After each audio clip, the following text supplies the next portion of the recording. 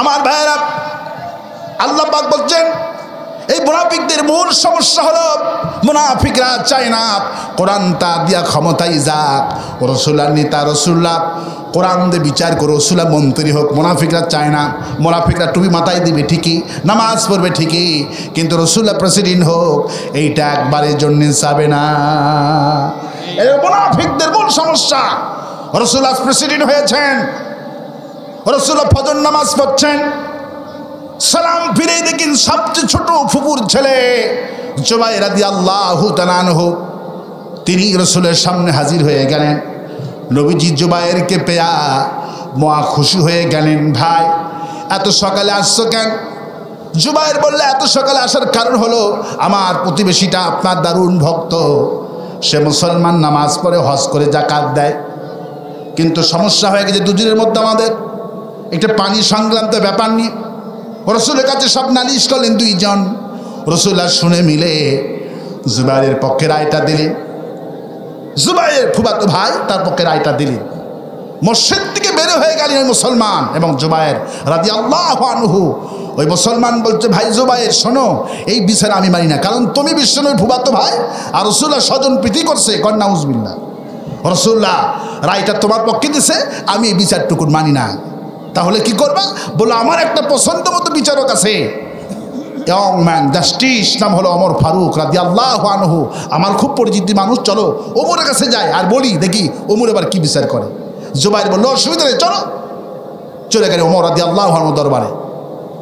ওমর জুবাইরকে দেখা মাত্রই লাফ দিয়ে উঠেছে, বিশ্বনবীর ফুফাতো ভাই, আল্লাহু আকবার বলে। সম্মান আছে না নাই? একটু আগেই আমার দেশের বাড়ি তো বগুড়ার কিছু লোক আছে ভক্ত, আমাকে বলতো হুজুর আমি বগুড়া জেলাকে খুবই ভালোবাসি, আলহামদুলিল্লাহ বলে, যে কোনো কারণে হোক উনি বগুড়াকে খুবই ভালোবাসে। আল্লাহু আকবার বলে। নাহমাদুহু ওয়া নাস্তাঈনুহু ওয়া নাস্তাগফিরুহু ওয়া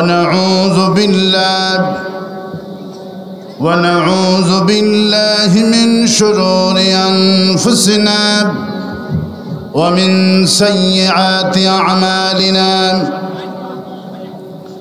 من يهدي الله فلا مضل له ومن يضلله فلا هادي له ونشهد أن لا إله إلا الله وحده لا شريك له ونشهد أن سيدنا وحبيبنا ومولانا محمدا عبده ورسوله الذي أرسله بالحق بشيرا ونذيرا وداعيا إلى الله بإذنه وسراجا منيرا فقد قال الله تعالى في كلامه المجيد وفرقانه الحميد أعوذ بالله من الشيطان الرجيم بسم الله الرحمن الرحيم إن الله وملائكته يصلون على النبي يا أيها الذين آمنوا صلوا عليه وسلموا تسليما اللهم দাঁড়ানো ভাইরা মেহেরবানি করে বসে পড়েন আর মাইকটা বাবা মার দিকে ঘুরাই দাও। ওয়ালা আলি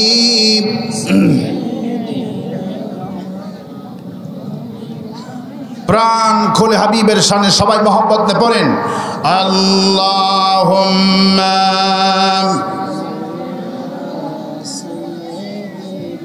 مولانا محمد وعلى آل سيدنا الجناب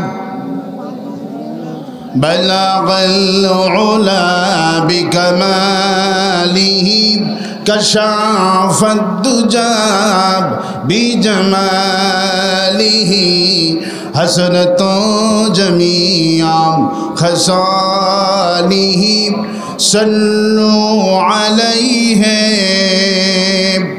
سورة يوسف بداري حکمت لقمان امام کاری قرآن بارے آئے دلے شد مان ما بلغ العلم کشف الدجى بجماله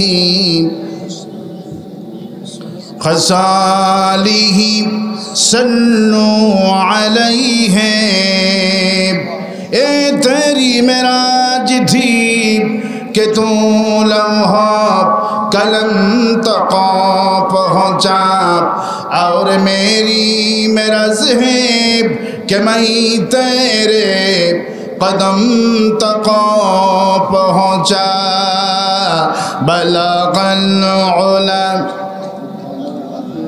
كشف الدجى بجماله حسنت جميع خصاله صلوا عليه اللهم آمين وربنا ظلمنا أنفسنا وإن لم تغفر لنا وترحمنا لنكونن من الخاسرين আয় আল্লাহ তাআলা প্রচন্ড গরমকে উপেক্ষা করে এই জিএসসি বরণডাঙ্গি হাই স্কুল প্রাঙ্গণ কেশবপুর থেকে দরুদুস সালাম পড়ি ভিক্ষুকের মতো দোকানে হাত তুলেছি দরুদুস সালাম তখন সোনার মদিনায় নবী পাকের রওজা মোবারকে পৌঁছায় দাও तमाम পৃথিবীর মাটির নিচে যত মুমিন মুমিনাত ইমান নে কবরে চলে গেল কোন হালতেই আছি জানি না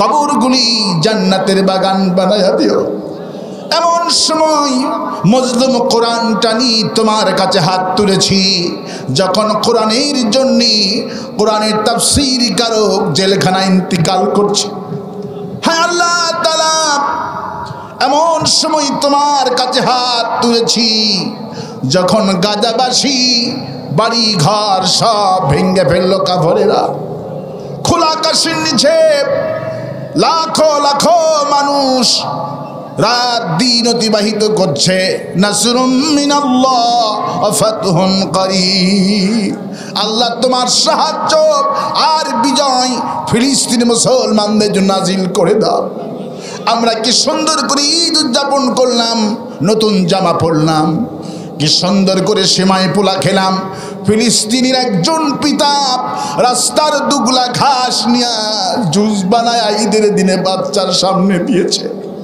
হায় আল্লাহ ওদের ঈদের নামাজ নাই ওদের আনন্দ নাই মাবুদ ওদের আনন্দ তারা কেড়ে নিন আল্লাহ ইহুদির বাচ্চাদেরকে খতম করে ফিলিস্তিনকে তুমি স্বাধীন করে দাও ফিরাউন मूसा अलैहिस्सलाम ফিরাউনের পতন যেইভাবে নিজের চোখে দেখেছিল ইব্রাহিম আলাইহিসসালাম নমরুদের পতন যেইভাবে চোখে দেখেছিল আল্লাহ আমাদেরকেও জালেমদের পতন চোখে দেখার তৌফিক দিও হায় আল্লাহ তাআলা এই মাহফিল আয়োজন যারা করলেন আর শোনার জন্য যারা এখানে কষ্ট করে জমায়েত হলো কঠিন কিয়ামতের দিনে একটা সওয়াব দিতেই যেই দিন কেউ রাজি হবে না ওই কঠিন মাশারের দিনে আমাদের মাহফিল সকলের জন্য নাজাতের ওসিলা বানায় দাও আল্লাহ হায় আল্লাহ তাআলা আমার আগে আমার ছোট ভাই রবিউল ইসলাম আলোচনা করেছে আল্লাহ তার কণ্ঠকে তুমি দারাজ করে দিও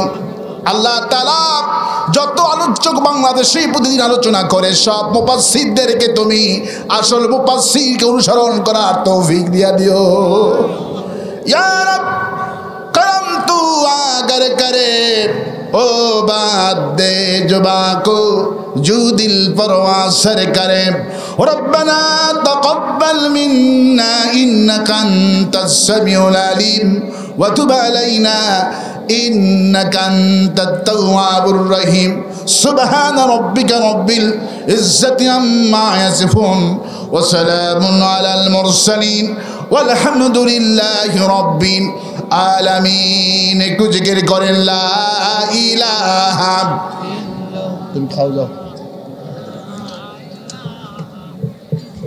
কে চলছ লা ইলাহা বাবা মাইকালা মাইক বাহিরে দারুণ আওয়াজ আমি আজকে মাইকের জন্য দোয়া করব শুধু আমার কানেরটা একটু জোরে দিতে হবে যাতে করে আমার কথা আমি স্পষ্ট বুঝতে পারি একটু জিকির করেন লা ইলাহা জোরে লা ইলাহা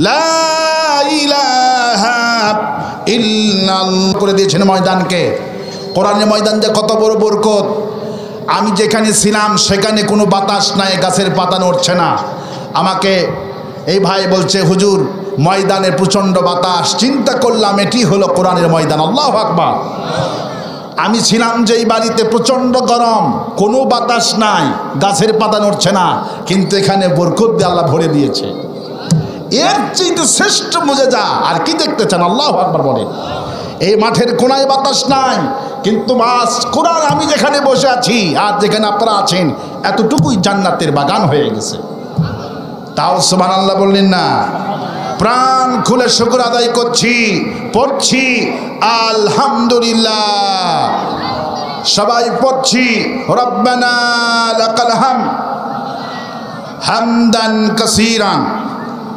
তাইয়্যিবান মুবারাকান ফীহি ইয়া রাব্বি লাকাল হামদু কামা ইয়ানবাগি লিজালালি ওয়াজহিকা ওয়া আযীমি সুলতানিকা লাখো কোটি দরুদ সালাম মানবতার মহান শিক্ষক সৈয়দুল মুরসালিন রাহমাতুল লিল আলামিন বিশ্ব নবী বিশ্ব নেতা জনাবে মুহাম্মদ রাসূলুল্লাহ সাল্লাল্লাহু আলাইহি সাল্লাম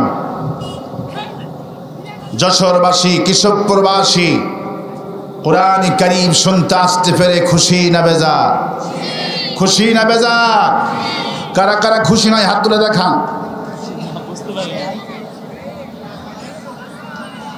আপনারা খুশি নাই তাহলে আমি এখনই শেষ করে দিচ্ছি আপনারা খুশি আছেন তো হাত তুলে ফেলেছেন কি ঠেলার চোটে অসুবিধা নাই আল্লাহ পাক ওইটা নেবেন না আল্লাহ নেবেন অন্তরেরটা আল্লাহ কোনটা নেবে বলে আল্লাহ পাক নেবেন অন্তরেরটা মানুষ দেখে বাহিরেরটা আল্লাহ কোনটা দেখেন এই জন্য আল্লাহ রাব্বুল আলামিন তিনি কি সুন্দর করে বললেন ইন্না আকরামাকুম ইনদাল্লাহি আতকাকুম বান্দারে আমার কাছে দাড়ি দিয়া টুপি দিয়া জুব্বা দিয়া এগুলি দিয়া আমার কাছে দাম হবে না আমার কাছে দাম হবে অন্তর দিয়া যে ব্যক্তি অন্তরের মধ্যে আমারে কলিজা দিয়ে ভালোবাসবে ওই ব্যক্তি যদি ফকির হয় প্রেসিডেন্টের চাইতে ফকিরের মর্যাদা আমার কাছে বেশি হয়ে যায় সেই কোরআনে কারীম শুনতে আসতে পেরে কারা কারা খুশি দুহাত তুলে আল্লাহ রাব্বুল আলামিন দেখায় দেন আল্লাহ হাতকে কবুল করুন বলি আমিন আরো আসতে বলি আমিন আরো আসতে বলি আমিন আল্লাহ পাক আজকের মাহফিলকে মঞ্জুর করুন মাইক ম্যান থেকে শুরু করে নিয়ে ক্যামেরাম্যান মাইক ম্যান যত ম্যান আজকে এসেছে আল্লাহ পাক সকলকে কোরআনের খাদেম বানায় দিই বলি আমিন আরো আসতে বলি আমিন আরো আসতে বলি আমিন এখানে এসেছেন বামন গ্রাম বাজার মসজিদের সম্মানিত খতিব এবং সৌদি মসজিদের খতিব ছিলেন তিনি আমি বামন গ্রামে বামনখালী ময়দানে আমি গত বছর তাফসীর করেছিলাম মাওলানা রফিকুল ইসলাম আমি ধন্যবাদ দিচ্ছি তাকে যে তিনি এত দূর কষ্ট করে উনি কোরআনে কারীম মহব্বতে এসেছেন আল্লাহ পাক আমাদের রফিকুল ইসলাম ভাইকে ইসলামের জন্য কোরআনের জন্য মঞ্জুর করো তার পুরা ফ্যামিলিকে আল্লাহ পাক ইসলামের জন্য কবুল করো বলি আমিন আরো আসতে বলি আমিন আরো আসতে বলি আমিন কোরআন শুনতে এসেছি। কি শুনতে এসেছি? এই কোরআন শরীফ। এই কোরআন শরীফ কি জামাত ইসলামের কোরআন? সবাই জবাব দেয়, কোরআন কি জামাতের? এই কোরআন কি বিএনপি? এই কোরআন কি তাবলিগ জামাতের? এই কোরআন কার? সবাই জুড়ে বলেন, কোরআন কার? কোরআনের মালিক কে? আল্লাহ কোরআনের মালিক, কিন্তু দিয়েছেন আমাদেরকে। কাদেরকে দিয়েছেন? এই কোরআন হলো আমাদের সকলের। হাদা বায়ানুল লিন্নাস হুদাল লিন্নাস বালাগুল লিন্নাস। এই কোরআন হলো গোটা বিশ্ববাসীর জন্য হিদায়াতের কিতাব। সুবহানাল্লাহ। আল্লাহ কি আমাদের একক না আল্লাহ সকলের? আরেকটু আমার মাইকটা আরেকটু লাগবে আব্বু। তোমার মাইক তো বাহিরে বিকট, কিন্তু ভেতরে বক্তার কানে লাগবে বেশি। আমি দোয়া করবো আজ তোমাদের মাইকের জন্য, কিন্তু আমার দুই পাশে এক পাশে কানে লাগাও শুধু, যাতে করে আমার ভয়েসটা আমি কি পরিমাণ দিব আমার কানে না আসলে আমি ওই পরিমাণ দিতে পারি না। আল্লাহ পাককে আমাদের একক না আল্লাহ পাক সকলে? বলেন, আল্লাহ কি শুধু আমাদের না আল্লাহ আওয়ামী লীগের? আল্লাহ বিএনপির কি না? আল্লাহ হলেন রব্বুল আলামিন, আল্লাহ সকলের। আল্লাহ কার? আল্লাহ হলেন রব্বুল আলামিন, আর কোরআন হলেন জিকরুল লিল আলামিন। সুবহানাল্লাহ। আল্লাহ সকলে, কোরআন সকলে। আর নবী কার জন্য? ওয়ামা আরসালনাকা ইল্লা রাহমাতাল লিল আলামিন। আল্লাহ হলেন আল্লাহ রাব্বুল আলামিন, কোরআন হলেন জিকরুল লিল আলামিন, আর আমার নবী হলো রাহমাতুল লিল আলামিন। আল্লাহ সকলে, কোরআন সকলে, নবীও সকলের। সুবহানাল্লাহ বলে। এই জন্য বিশ্বকবি কবি সম্রাট আল্লামা ইকবাল রাহমাতুল্লাহ আলাইহি সুন্দর করে তিনি বললেন, হরমে পাক ফি আল্লাহ ফি কোরআন ফি, হরমে পাক ফি আল্লাহ ফি কোরআন ফি, কুসবুরি বাতি জোতে জো মুসলমান ভি। হে মুসলমান, মাহফিলে গিয়ে কি সুন্দর করে বললা, আল্লাহ আমাদের একটা, কোরআন আমাদের একটা, নবী আমাদের একটা। বলো, আল্লাহ যদি এক হয়, কোরআন যদি এক হয়, নবী যদি এক হয়, কেন ঘোষণা করো না আমাদের দলও হবে একটা? দল কয়টা হবে? সেই দলের নাম কি? সেই দলের নাম কি? সেই দলের নাম হলো ইসলাম। আল্লাহ পাক বলছেন, আফাগাইরা দীনিল্লাহি ইয়াবগুন ওয়ালাহু আসলামা মান ফিস সামাওয়াতি ওয়াল আরদি তাওআন ওয়া কারহা। আল্লাহ পাক বলছে, বান্দারে আমি দল তোমাদেরকে যেটা দিলাম, আমার দল বাদ দিয়ে আমেরিকার দল তালাশ করো, ভারতের দল তালাশ করো। অথচ আকাশ আর জমিনে যা দেখতে পাচ্ছ আর যা দেখতে পাচ্ছ না, সবগুলি আমার দল করছে। সবগুলি কার আইন মানছে? এই আইন, আকাশ আইন মেনে চলছে কার? বাতাস আইন মেনে চলছে কার?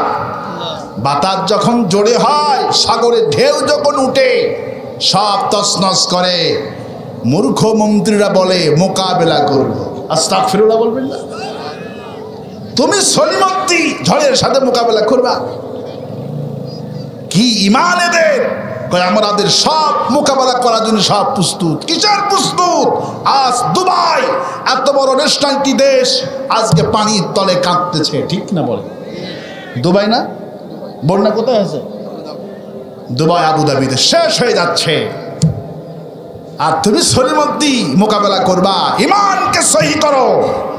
আল্লাহর বাতাসের সামনে এক সেকেন্ড মোকাবেলা করার ক্ষমতা পৃথিবীর কোনো বাদরের না, ঠিক কিনা বলে? প্রবন্ধগণ, প্রিয় কেশব প্রবাসী, যশোরবাসী, কথা হবে কোরআন কারীম থেকে। আমি কোরআন থেকে কথা বলার চেষ্টা করব। আমি আজকে সূরা কোরআন কারীমের সবচেয়ে সবার পরিচিতি সূরা, মুখস্থ এমন কেউ নাই এখানে যার এই সূরাটা মুখস্থ নাই। এখানে এমন কাউকে খুঁজেই পাওয়া যাবে না যে হুজুর এই সূরাটা আমি জানি না। আমি সেই চিনা জানা সর্বজন আপনজন যার সকলের মুখস্থ কোরআনে কারীমের 112 নম্বর সূরা। কি নাম বলে? 112 নম্বর সূরার নাম কি? সূরা আল ইখলাস। সুবহানাল্লাহ বলবেন না? কুলহু সূরা মুখস্থ এখানে নাই আপনাদের? আমি তো বলেইছি এমন সহজ সরল সূরা থেকে তাফসীর করব যাতে করে আপনাদের পকেটের মধ্যে এই সূরার ব্যাখ্যা বিশ্লেষণ আমি ঢুকাইয়ে বাড়ি পৌঁছে দিতে পারি। কোন সুবহানাল্লাহ। বেশি রাত করব না, 1 ঘন্টা হবে আলোচনা। 12টার মধ্যে আলোচনা শেষ করব, ঘুমাবেন। ফজর নামাজ জামাত আদায় করতে হবে, নইলে এই তাফসীর কিয়ামত পর্যন্ত শুনে কোনো ফজিলত হবে না। আর আস্তে কণ্ঠে, আর আস্তে কণ্ঠে আমার সাথে সবাই গলা ছেড়ে দিয়ে পড়েন, আউযু বিল্লাহি মিনাশ শাইতানির রাজিম, বিসমিল্লাহির রহমানির রহিম, কুল হুয়াল্লাহু আহাদ, আল্লাহুস সামাদ, লাম ইয়ালিদ ওয়া লাম ইউলাদ ওয়া লাম ইয়াকুল লাহু কুফুয়ান আহাদ। সুবহানাল্লাহ বলেন। আল্লাহ পাক বলেন, এই সূরা যখন নাজিল হন, রাসূল কারীম সাল্লাল্লাহু আলাইহি সাল্লাম পার্লামেন্টের সামনে গিয়া, দারুন দোয়া পার্লামেন্ট, রাসূলুল্লাহ পার্লামেন্টের সামনে গিয়া জোরে সোরে জিকির করছে, লা ইলাহা ইল্লাল্লাহ, জোরে, লা ইলাহা, লা ইলাহা ইল্লাল্লাহ মুহাম্মাদুর রাসূলুল্লাহ।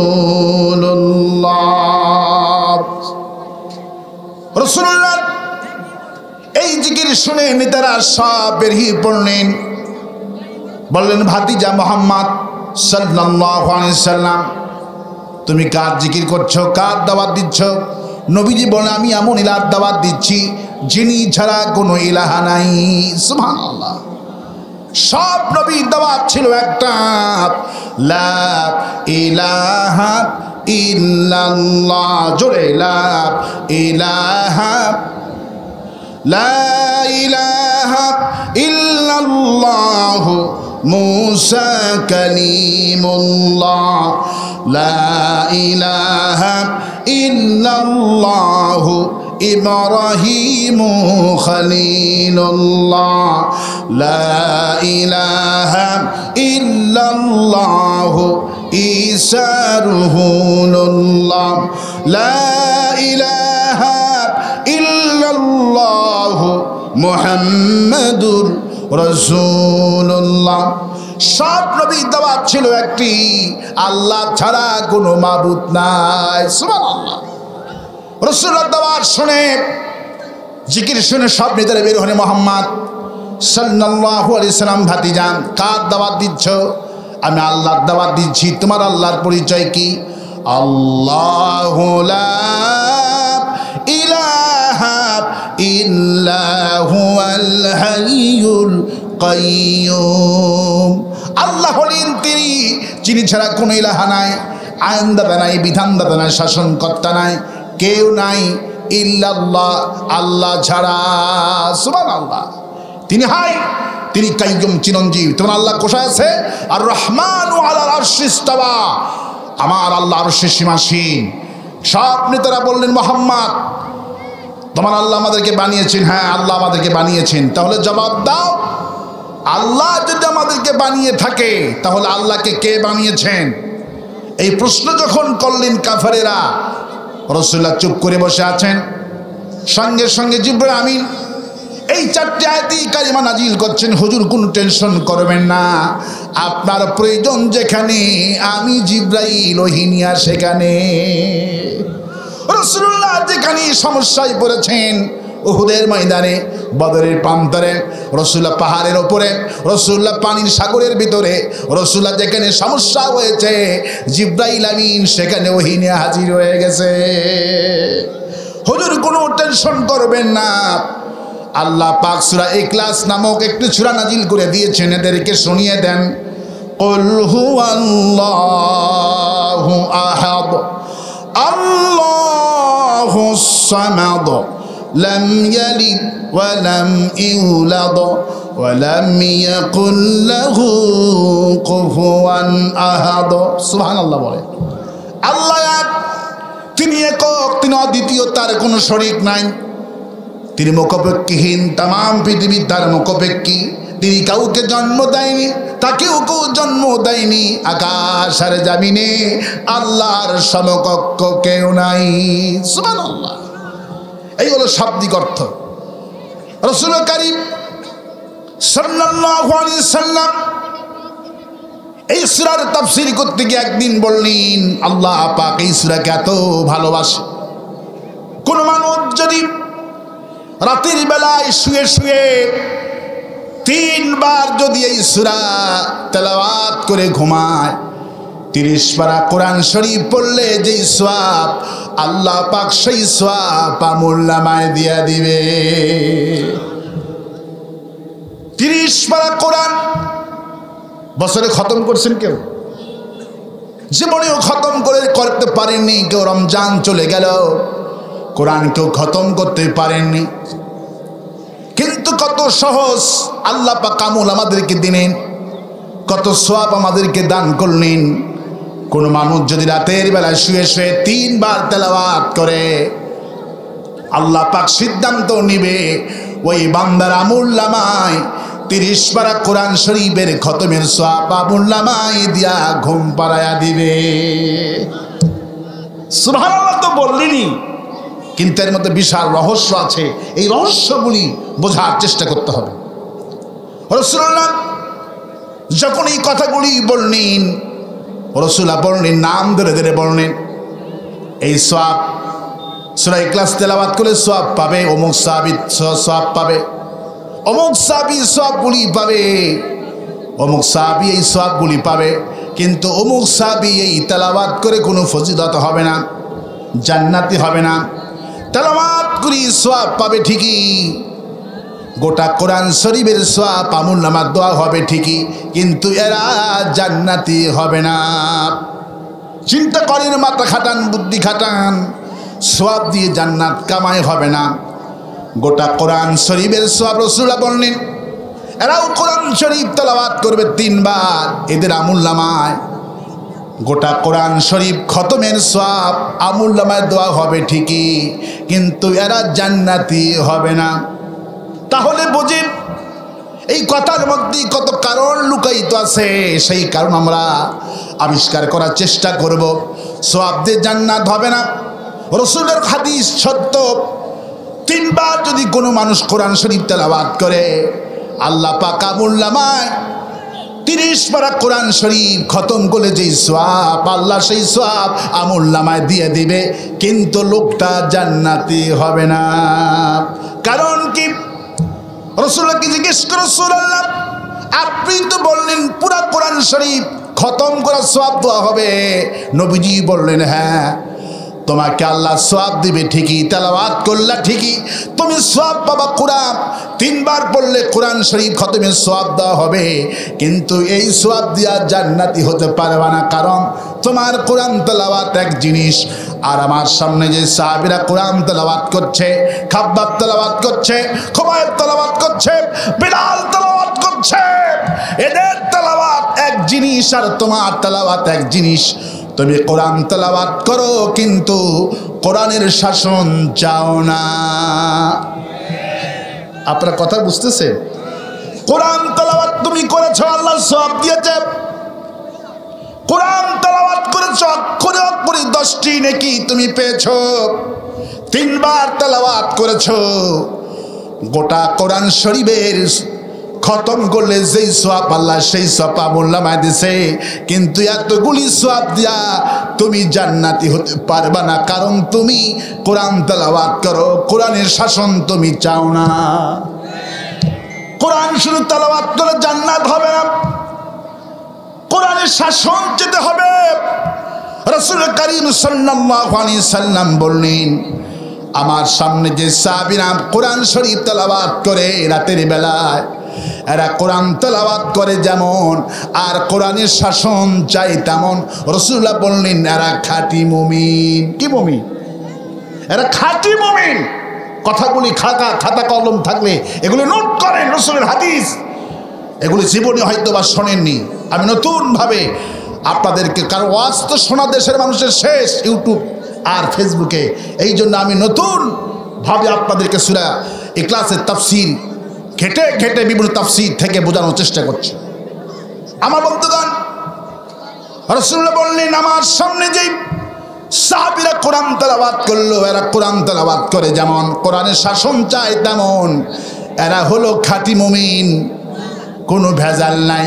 এদের মর্যাদা আল্লাহর কাছে, এদের দাম হলো লেবুর মতো, লেবু খাইতেও মজা, লেবুর ঘ্রাণটাও সুন্দর। সুবহানাল্লাহ। রাসূলুল্লাহ দৃষ্টান্ত দিচ্ছেন, এই খাঁটি মুমিনের দৃষ্টান্ত হলো এরা কোরআন তেলাওয়াত করে যেমন কোরআনের শাসনও চাই তেমন, এরা হলো এক নম্বর খাঁটি মুমিন। এদের দৃষ্টান্ত হলো লেবুর মতো, কারণ লেবুর ঘ্রাণও আছে, লেবু খাইতেও খুব সুস্বাদু। ঠিক কিনা বলে? যাদের মুখে রুচি নাই, আগে তো লেবু খুব থাকতো, আব্বারা ছোটকালে জ্বর হলে লেবু মুখে দিতেন, বাবা লেবু খা, মুখে রুচি ফিরে আসবে। ঠিক কিনা বলে? লেবুর ঘ্রাণও সুন্দর আর লেবুর খেতেও খুবই সুস্বাদু, রাসূলুল্লাহ বললেন। আর দুই নম্বর মুমিন হলো তারা কোরআন তেলাওয়াত করে, কোরআনের শাসনও চায়, কিন্তু মিছিল মিটিংয়ে কম যায়। মিছিল মিটিংয়ে কম যায়। যদি বলা হয় আগামীকালকে কোরআনের জন্য আপনার যশোরে যেতে হবে, মিছিল করতে হবে, উনি ধান পাকার অজুহাত দিবে, অসুস্থের অজুহাত দিবে, কিন্তু অন্তরের মধ্যে কোরআনের শাসন হোক, এটা আছে ওনার। ভোট যখন হয় উনি বামপন্থীকে ভোটটা দেন না, কোরআনের শাসন যারা চায় এদেরকে ভোটটা দেয়। কোরআন শরীফ তেলাওয়াত করে যেমন কোরআনের শাসনও চান তেমন, রাসূল বললেন এরা হলো দুই নম্বর কোয়ালিটি। কয় নম্বর কোয়ালিটি? কিন্তু মিছিল মিটিংয়ে যাওয়ার কম কারণে এরা দুই নম্বর কোয়ালিটি হলো। আর রাসূল বললেন আমার সামনে যে সাহাবীরাকে দেখতে পাচ্ছ, এদের চেহারা সুরুদ, পাকড়ি, মাথার টুপি, জুব্বার ঝুল কোনো কমতি নাই, এদের কোরআন তেলাওয়াত খুবই সুন্দর। রাসূল বললেন এদের দৃষ্টান্ত হলো মাকাল ফল। মাকাল ফল দেখতে সুন্দর, কিন্তু ভেতরে যেটা আছে খাওয়া যায় না, দুর্গন্ধ দিয়া ভরা। মাকাল ফল সুন্দর না দেখতে? মাকাল ফলগুলি দেখতে খুবই সুন্দর। মাকাল ফল দেখলে মনে হয় কি সুস্বাদু হবে। নবীজি বললেন সমাজে কিছু লোক আছে মাথায় পাকড়ি, জুব্বা, সব সময় আতর সুগন্ধি, কিন্তু অন্তরটা মুনাফিক দিয়া ভরা। মুনাফিক দিয়া কোরআন তেলাওয়াত করে সুর দিয়া তিনি এত বড় আলিম, এত বড় হাফেজ, মসজিদ মাদ্রাসা বানায়, কোরআন তেলাওয়াত করে যেমন মসজিদ মাদ্রাসা বানায়ও তেমন, কিন্তু কোরআনের শাসন হোক উনি চায় না। বরঞ্চ কোরআনের শাসন যারা এই সমাজই চায় এদেরকে ধরে ধরে ফাঁসি দিয়া হত্যা করে। কোরআনের শাসন যারা চায় এদের নামে মিথ্যা মামলা লাগায়। আল্লাহ কয় এরাই হলো মুনাফিক, এদের দৃষ্টান্ত হলো মাকাল ফল। আল্লাহ পাক বলেন ওয়া মিনান নাসি মান ইয়াকুলু আমান্না বিল্লাহি ওয়া বিল ইয়াউমিল আখির ওয়া মা হুম বিমুমিনিন। মানুষের মধ্যে কিছু লোক আছে রাসূলুল্লাহ, এরা বলে আল্লাহর প্রতি ঈমান আনছে, বুকে থাবা দিয়ে হুজুর আপনাদেরকে খুবই ভালোবাসি, কিন্তু আল্লাহ তাআলা হুম বিমুমিন, এরা আসলে মুমিন না। এরা রাতের বেলায় ইখলাস তেলাওয়াত করে আর দিনের বেলায় মামলা লাগায়। যদি আসতে কম তাহলে আমার সাউন্ড আসতে হবে। আপনারা কি শুনতে চান জোরে? তাহলে ঠিকঠাকও বলতে হবে জোরে, আল্লাহু আকবার বলে। আমার বন্ধুগণ, মুনাফিক বারকা মুসলমান, মুনাফিক কোরআন তেলাওয়াত করবে, মসজিদ মাদ্রাসা বানাবে, কিন্তু এই মুনাফিকদের আমল কিছুতে কাজে লাগবে না। নামাজে 1 নম্বর তাহাজ্জুদ পড়বে না, কোরআন তেলাওয়াত করবে না, কিন্তু কোরআনের শাসনটা সমাজে চালু হোক তা যাবে না। সেই যুগে মুনাফিক ছিল, এই যুগেও মুনাফিক আছে। মুনাফিকদের মূল কারণ হলো হুজুর কোরআন শরীফ থেকে তেলাওয়াত করো, কিন্তু কোরআনের শাসনের কথা বলতে পারবা না। কোরআন তেলাওয়াত করলে কেউ মামলা দিবে না, কারি সাহেবদেরকে কেউ মামলা করে না। যারা বিশ্বকারী হয়, আমার দেশে যত কারি হলো, কারীদের নামে কেউ মামলা করে না, কারণ কোরআন তেলাওয়াত করলে কেউ মামলা করবে না। কোরআনের শাসন যখনই যাবেন তখনই মামলা হবে। আমাদের কোরআনের পাখির চাইতে জনপ্রিয় ব্যক্তি সারা পৃথিবীতে আছে নাকি বলেন তো? কোরআনের পাখির চাইতে শ্রেষ্ঠ জনপ্রিয়তা সাহাবীদের পরে আজ পর্যন্ত কোনো দেশে জন্মগ্রহণ করে না। সেই সোনার মানুষের নামে ধর্ষণের মামলা হয়েছে। যেই হিন্দু লোকটা মামলা হলো, যার জন্য রায় হলো, ওই হিন্দু জানাজা এসে বলছেন হুজুরের কোনো অপরাধ নাই, হুজুর নির্দোষ, মিথ্যা মামলা লাগানো হয়েছে।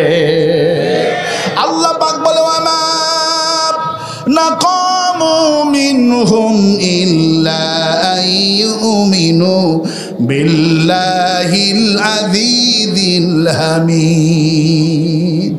এই লোকগুলিকে কেন মারা হয়, কেন ফাঁসিতে ঝুলানো হয়? কারণ কামা নাকামু মিনহুম, এই লোকগুলি আল্লাহর প্রতি ঈমান আনছে আর কোরআনের শাসনের কথা বলে, এটি হলো তাদের অপরাধ। গতকালকে মুফতি আমির হামজা চট্টগ্রামে ওয়াজ করতে গেছেন, দেখেছেন অনেকে। শেখ আহমদুল্লাহ ঘন্টার পর ঘন্টা প্রশ্ন উত্তর দিল, কোনো বাধা নাই। শেখ আহমদুল্লাহ ছিলেন না আপনারা? শেখ আহমদুল্লাহ উনি প্রশ্ন উত্তর দিল, কোনো বাধা নাই, সবাই শুনলো। ওনার পরে রাত 12টার পরে মুফতি আমির হামজারে দিছে, তারপরেও হাজার হাজার মানুষ আমির হামজার জন্য অপেক্ষা করছে। আমির হামজা কাবুলি খুতবা সানা পড়েছে, হঠাৎ করে স্লিপ এসেছে, হুজুর এখন মোনাজাত করেন, নইলে কবরের ওয়াজ করেন। কিসের ওয়াজ করেন এটা দেখেন না আপনার ফেসবুকে?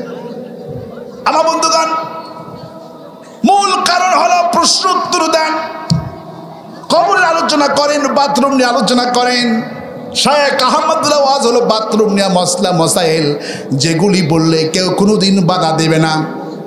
কিন্তু মুফতি আমির হামজা গবেষণামূলক আলোচনা, ছোট্ট বয়সে এই জাতিকে কোরআনে কারিমের আহ্বান করছে বলে ওরা সহ্য করতে পারে না। 10 মিনিটের মধ্যে মোনাজাত দিতে বলে, বুঝতে হবে আমির হামজা 100 আল্লাহর কাছে মঞ্জুর।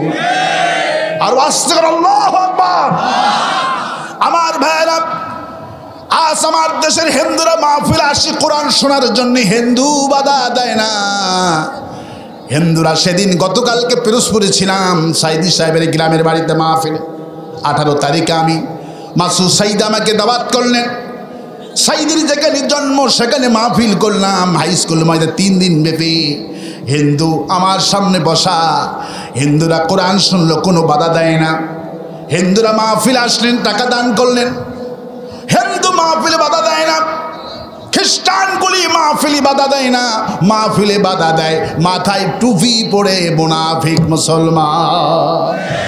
এই জন্য বিশ্বকবি আল্লামা ইকবাল অনেক আগেই বলেছেন, চালচলনে খ্রিস্টান তুমি, হিন্দু তুমি সভ্যতায়, এই কি সেই মুসলিম তুমি, যারে দেখে ইহুদিও লজ্জা পায়। তুমি কিসের মুসলমান? আজ আমার দেশের হিন্দুরা পর্যন্ত আফসোস করে নামধারী মুনাফিক মুসলমানদের জন্য।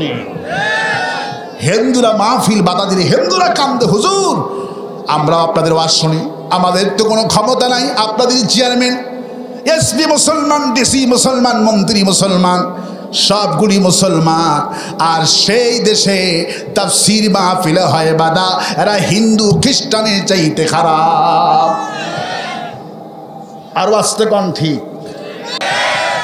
মুনাফিকের মূল সমস্যা হলো মুনাফিকরা মাথায় টুপি দিবে, রাতের বেলায় ইখলাস তেলাওয়াত করবে ঠিকই, কিন্তু বিশ্ব নবীর এই নীতিটা মানবে না। ওরা মসজিদ বানাবে, গোপনে গোপনে মসজিদ বানাবে। আমরা যে মসজিদ বানাবো, মুনাফিকদের মূল টার্গেট হলো মসজিদ বানাবে, ওই মসজিদ থেকে হক কথা বলতে দিবে না। সেই যুগে মুনাফিকরা মসজিদ বানিয়েছিল, এই যুগেও মুনাফিকরা মসজিদ বানায়, যে মসজিদ থেকে হক কথা বলতে দেয় না। রাসূলুল্লাহ তাবুকের যুদ্ধে যেতেছেন, হঠাৎ করে কিছু মুনাফিক মুসলমান রাসূলুল্লাহর সামনে এসে দণ্ডায়মান হয়ে গেলেন। রাসূল করিম সাল্লাল্লাহু আলাইহি সাল্লাম বললেন, তোমরা কারা? ইয়া রাসূলুল্লাহ, আমরা মসজিদ কুবা থেকে একটু দূরের মুসলমান, আমরা একটা মসজিদ বানিয়েছি। আমাদের মসজিদ হলো বৃদ্ধাদের জন্য মসজিদ, এতিমদের মসজিদ, কানাদের মসজিদ। ঝড় উঠলে মসজিদে কোবাতে আমরা যেতে পারি না, অনেক দূর মসজিদে কোবা। অন্ধ লোক আমাদের সমাজে বসবাস করে, অন্ধ লোকেরা অনেক দূর কোবাতে যেতে পারে না। অনেক শিশু আছে নামাজ পড়তে চায় কিন্তু কোবাতে যেতে পারে না। রাসূলুল্লাহ, আমরা মসজিদ বানাইছি, আপনি একটু বরকত দিলে আমাদের মসজিদটা সুন্দরভাবে হবে। রাসূল বলছে, আমি তাবুকের যুদ্ধে বের হয়েছি, যুদ্ধ থেকে ফিরি, আমি তোমাদের মসজিদ উদ্বোধন করে দিব। রাসূলুল্লাহ বিজয়ী ভেসে তাবুকের যুদ্ধ থেকে ফিরে আসলেন। ওই মুনাফিকরা আবার আসছে, হুজুর মসজিদ উদ্বোধন করতে হবে, চলেন। হুজুরের জন্য লাল গালিচা করা হয়েছে, সুন্দর সংবর্ধনা দেওয়ার অনুষ্ঠান করা হয়েছে। রাসূলুল্লাহ রওনা করেছেন, অর্ধেক রাস্তা গিয়েছেন মসজিদের উদ্বোধনের জন্য। সঙ্গে সঙ্গে জিবরাইল আমিন হাজির। আসসালামু আলাইকা ইয়া রাসূলুল্লাহ, ওই মসজিদ উদ্বোধন করার আল্লাহ পাক নিষেধ করে দিয়েছে, আপনি আর যেতে পারবেন না। আপনার জন্য আয়াতে কারিমা নাজিল হয়ে গেল, ওয়াল্লাযীনা ইত্তাখাযু মাসজিদান দিরারাও ওয়া কুফরাও ওয়া তাফরীকাম বাইনাল মুমিনিন। হে নবী, ওই মসজিদ উদ্বোধনের জন্য জানাচ্ছেন, এই মসজিদ হলো মসজিদান দিরার, এরা হলো মুনাফিকদের মসজিদ। আল্লাহ পাক বলছেন এই মসজিদ উদ্বোধন করা যাবে না। এই মসজিদ থেকে ইসলামের বিরুদ্ধে যত ষড়যন্ত্র এরা এই মসজিদের মধ্য থেকেই করে। এই মসজিদ উদ্বোধন করা হারাম। যখন রাসূলুল্লাহ থামছে আর জিবরিল ওহী নাযিল করছে, মুনাফিকরা টের পাইছে, এই তো আল্লাহ বুঝাই কিছু জানাই দিছে। রাসূলুল্লাহ থিয়ে দৌড় মারছে। রাসূল করিম সাল্লাল্লাহু আলাইহি সাল্লামকে আল্লাহ আরো জানিয়ে দিলেন, ইন আরাদনা ইল্লাল হুসনা। হে রাসূলরা, কিন্তু একটু পর আপনার কাছে এসে বলবে আমরা কেবল ভালোর জন্য এই মসজিদ বানিয়েছি। আল্লাহু ইয়াশহাদু ইন্নাহুম লাকাযিবুন, আর আমি আল্লাহ সাক্ষ্য দিচ্ছি এই সবগুলি মিথ্যাবাদীর গোষ্ঠী, সবগুলি মিথ্যাবাদী। এরা বলবে ইন্না আরাদনা ইল্লাল হুসনা, আমরা ভালোর জন্য মসজিদ বানিয়েছি, আমাদের কানা খোরা মসজিদে কোবাতে যেতে পারে না রাসূল, এই জন্য আমরা মসজিদ বানাইছি। আল্লাহ বলছে এগুলি সব অজুহাত, এদের মূল ষড়যন্ত্র হলো আপনি এখন রাষ্ট্রপ্রধান হয়েছেন, একের পরে এক দেশ দখল হচ্ছে, যুদ্ধ জয়লাভ করছেন, আপনার গোয়েন্দা বাহিনী খুবই দক্ষ, এরা কোথায় গোপনে গোপনে মিছিল আপনার বিরুদ্ধে গোপনে গোপনে ষড়যন্ত্র করবে, এরা কোথাও করতে পারছে না আপনার গোয়েন্দা বাহিনীর জ্বালায়। এই জন্য এরা মসজিদের দিনারকে বেছে নিয়েছে। এই মসজিদ থেকে নামাজের নাম করে মাথায় টুপি পরে আযান দিয়ে রাসূলুল্লাহকে মেহমান বানায়া এই মসজিদ হবে মুসলমানদের জন্য ক্ষতির কারণ এবং হত্যার কারণ। আল্লাহ পাক সূরা তাওবার এটা 108 নম্বর আয়াতে কারিমা নাজিল করে দিয়ে রাসূলকে সেই উদ্বোধন থেকে বয়কট করে দিয়েছেন। আজ যদি আমার দেশে রাসূল আসতেন, অসংখ্য মসজিদ উদ্বোধন রাসূলকে মেহমানদারি করলেও বিশ্ব নবীকে একই কায়দা নিষেধ করা হতো। আরো আসতে বলেন, আরো আসতে বলেন। কারণ যেই সব মসজিদ বানানো হচ্ছে, যেই সব মসজিদ বানানো হচ্ছে, আপনার গ্রামের মসজিদ হোক, থানার মসজিদ হোক, জেলার মসজিদ হোক, আপনি যদি মজলুমদের জন্য দোয়া করেন, ওই হুজুরের চাকরি শেষ। ঠিক কিনা বলে? যদি কোনো মজলুমের যদি দোয়া করতে পারেন, আল্লামা সাইদির নামে যদি দোয়া করেন, যেদিন মৃত্যুবরণ করলো আল্লামা সাইদির, আওয়ামী লীগের লোকের 341 জন আওয়ামী লীগের সদস্য পদ হারিয়েছে। এই কথা সত্য না মিথ্যা? 341 জন ছাত্রলীগ, যুবলীগ, আওয়ামী লীগ 341 জন লোক পদ হারিয়েছে। শুধু সাইদি সাহেবের মৃত্যুতে একটা স্ট্যাটাস দিয়েছিল। কি করেছিল? স্ট্যাটাস দিয়েছিল। এবং ইমামদের চাকরি গেছে, এদের সংখ্যা প্রায় 800 ছাড়িয়ে গেছে। তাহলে মৃত্যুতে ইন্নালিল্লাহ বলতে পারবেন না, দোয়া করতে পারবেন না। যেই মসজিদ থেকে আল্লাহর হক কথা বলা যাবে না, এইগুলো মসজিদান দিরারাও ওয়া কুফরাও ওয়া তাফরীকাম বাইনা। আল্লাহ পাক বলেন মসজিদগুলি হলো বাতিলদের মসজিদ, মুনাফিকদের মসজিদ। যেই মসজিদ থেকে হক কথা বলা যায় না, জুলুমদের বিরুদ্ধে কথা বলা যায় না, এই মসজিদ সবগুলি দিরার। রাসূল করিম সাল্লাল্লাহু আলাইহি সাল্লাম রাতের বেলায় কিছু যোদ্ধাকে পাঠিয়ে দিয়ে বললেন, ওরা যে মসজিদ বানাইছে, এই মসজিদগুলি আগুন দিয়ে জ্বালায় দাও। রাসূলুল্লাহ যোদ্ধারা গেলেন এবং সেই মসজিদগুলি আগুন দিয়ে ছাই বানাইছে। তার মানে মসজিদ পুরো আল্লাহর হুকুমে জায়েজ। মুনাফিকদের মসজিদ পুড়িয়ে দাও।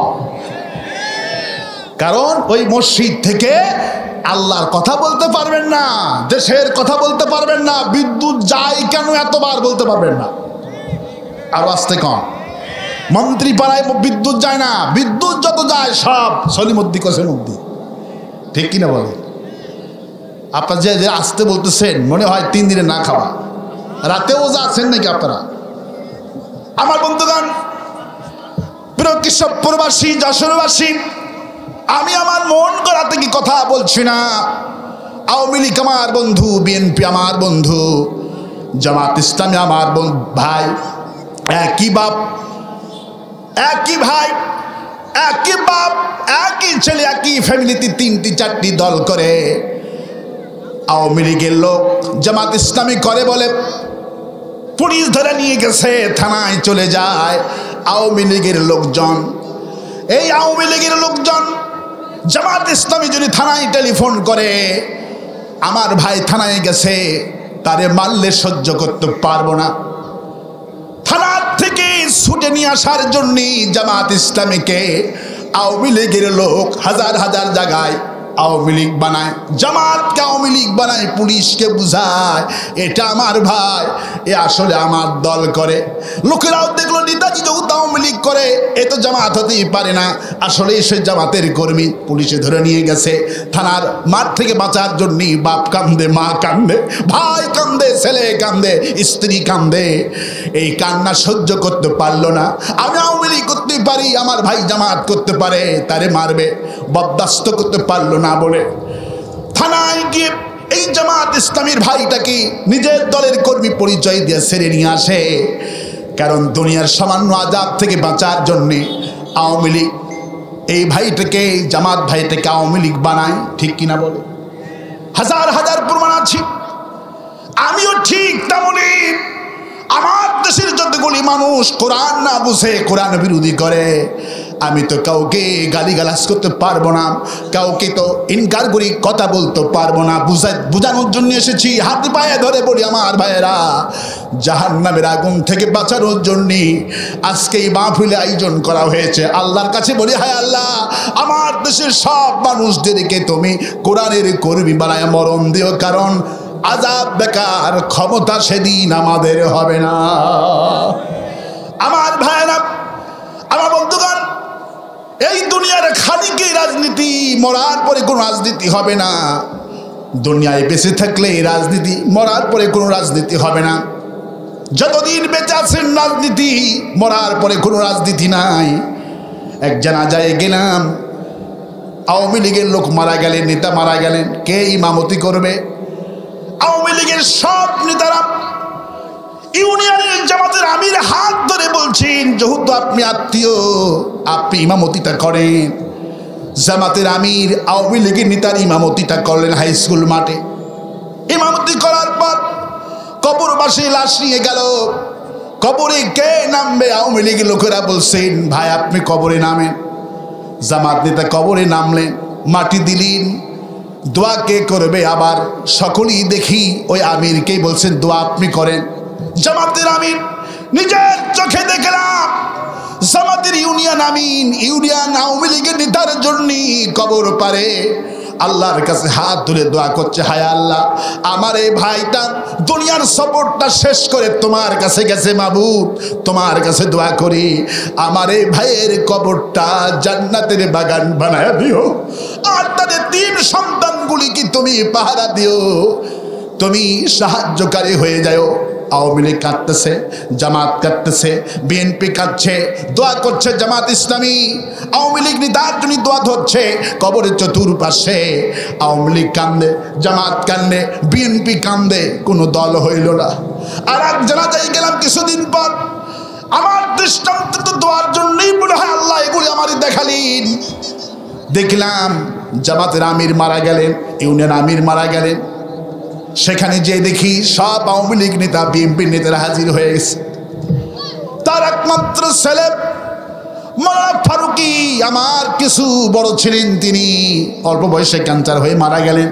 তার একমাত্র ছেলে আলেম ক্লাসে পড়ে, বাপের জানাজাটা সামনে নিয়ে একটা বক্তব্য দিল, এমন কোনো মানুষ নাই কাঁদে নাই। কবর পারে গেলেন ছেলেটা, দোয়া করছি বাপের জন্য। ছেলে জানাজা পড়ালি, দোয়া করলেন। কবর পারে গিয়া আওয়ামী লীগের নেতাদেরকে দেখলাম, তারাও চোখ মুছতেছে, কাঁদতেছে। ছেলে বলছে, হায় আল্লাহ আমার আব্বার কবর তুমি জান্নাতের বাগান বানাও, আর আমি যে এতিম হয়ে গেলাম, আল্লাহ আমাকে তুমি ধৈর্য ধারণের তৌফিক দান করে দিও। ছেলের দোয়াতে আওয়ামী লীগ কাঁদছে, বিএনপি কাঁদছে, জামাত কাঁদছে। জামাত নেতার কবরের পাশে এসে আওয়ামী লীগ কাঁদতে কান্দে কেন? কারণ দুনিয়ার মহব্বত তার কলিজায় শেল বেঁধে গেছে। তিনি যখন ছেলে বলল, আল্লাহ আমার আব্বার কবরটা বেহস্ত বানাও, আওয়ামী লীগ আমিন আমিন বলে কান্দে। আওয়ামী লীগও চায় জামাত নেতার কবরটা জান্নাত হয়ে যাক। আবার আওয়ামী লীগ যখন মরে গেলেন, জামাত ইসলামী দোয়া করলেন, আল্লাহ আমার ভাইয়ের কবরটা বেহস্ত বানাও। সেখানে কোনো দল নাই। আমি চিন্তা করলাম, হায় রে হায়, আজকে আমার মাওলানা ফারুকি ভাই মারা গেলেন, তার ছেলে দোয়া ধরলেন কবরটা বেহস্ত হোক। সব দলের লোকেরা আমিন আমিন বলে দোয়া করছে, কোনো দল আজকে এখানে হলো না।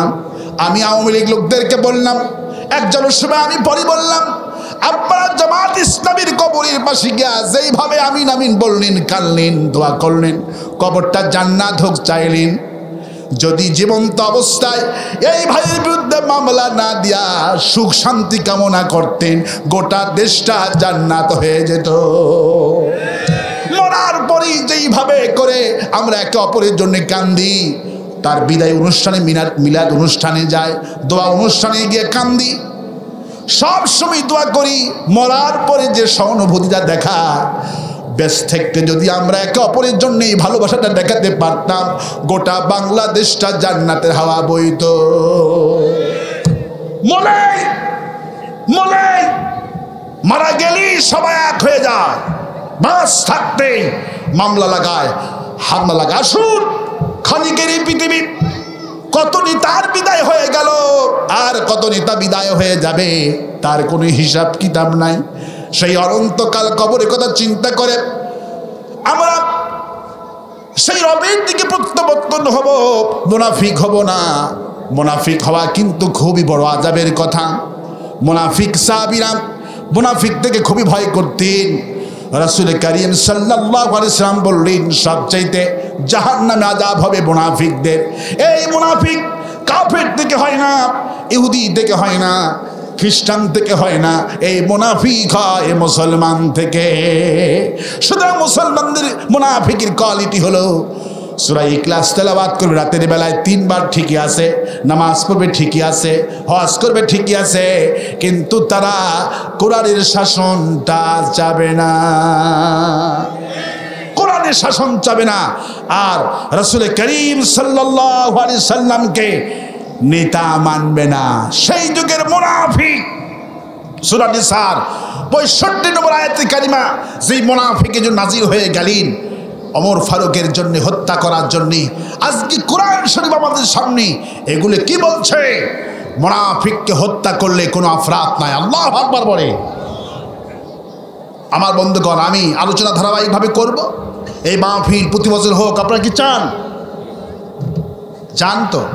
রুমাল যাবে, মিম্মা রাযাকনাহুম ইনফিকুন, হালাল রিজিক থেকে সবাই একটু দেন, মা বোনরাও দেন, ভাইরাও দেন, একটু 2-1 মিনিট একটু রুমাল যাবে, রুমালের সঙ্গে সবাই মোলাকাত করেন, আর একটু জিকির করেন লা ইলাহা। দ্রুত বেগে ঢুকে যাও তোমরা বাবারা, আর একটু জিকির করেন লা ইলাহা।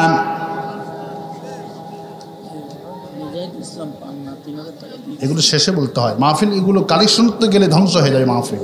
রুমালটাই মোটামুটি যাক, আর ওগুলো মোটামুটি দোয়া রাখতে বলে দেবো লা ইলাহা। দ্রুত বেগে ঢুকে যান, কেউ দেরি করে না। মা বোনদের কাছে ছোট বাচ্চা পাঠিয়ে দেবেন, পর্দা মেনটেন করবেন। মা বোনদের রুমে, মা বোনদের প্যান্ডেলে ছোট বাচ্চা পাঠিয়ে দেবেন, আর একটু জিকির করেন লা ইলাহা সুবহানাল্লাহ আলহামদুলিল্লাহ। দ্রুত বেগে লা ইলাহা।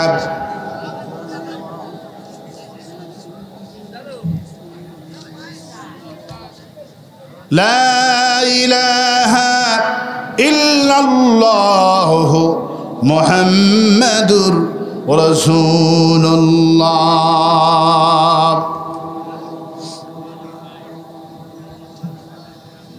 এই হলো আপনাদের অবস্থা। কালেকশন করে কিন্তু ব্যাগ নাই ভিতরে। কয়টা ব্যাগ ঢুকছে এদিকে? আচ্ছা, আমার দিকে কান লাগান, ব্যাগ যাক, ঠিক আছে তো? আমার দিকে কান লাগান, কারণ 1 সেকেন্ড সময় পার হয়ে যাচ্ছে আমাদের কাছ থেকে, আর ফিরে আসবে না। এগুলো পরে আমার বন্ধুগণ, আমার ভাইয়েরা, রাসূল করিম সাল্লাল্লাহু আলাইহি সাল্লাম মদিনার প্রেসিডেন্ট হয়ে গেছেন আজ। কোন সুবহানাল্লাহ, আর আস্তে কোন সুবহানাল্লাহ। আপনারা কোরআন বুঝতেছেন তো?